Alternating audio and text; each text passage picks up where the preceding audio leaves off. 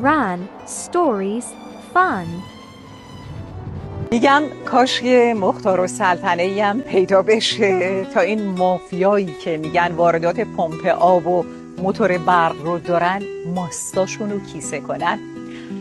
بذارید قصهش رو براتون تعریف بکنم. میگن به مختارالسلطنه گفتن که ماست در تهران خیلی گرون شده، فرمان داد که ارزان کنن. بعد از چندی به صورت ناشناس به یکی از دکان‌های شهر سر زد و ماست خواست. ماست فروش که اونو نشناخته بود پرسید چه جور ماستی میخوای؟ ماست خوب یا ماست مختارالسلطنه؟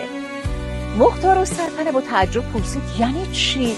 ماست فروش گفت ماست خوب همونه که از شیر میگیرن و بدون آبه و با بهای دلخواه میفروشیم.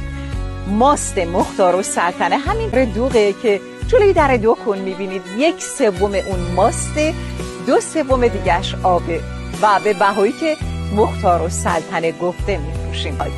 مختارالسلطنه دستور داد که ماست فروش رو جلوی در دکونش از درخت آویزون بکنن وارونه و بند تنبانش رو دور کمرش سفت ببندن.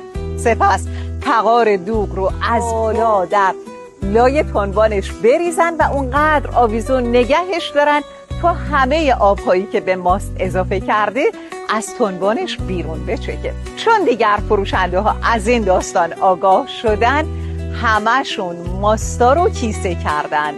وقتی میگن فلانی ماستش رو کیسه کرده، یعنی این که کاش یه مختارالسلطنه دیگه‌ای هم پیدا بشه.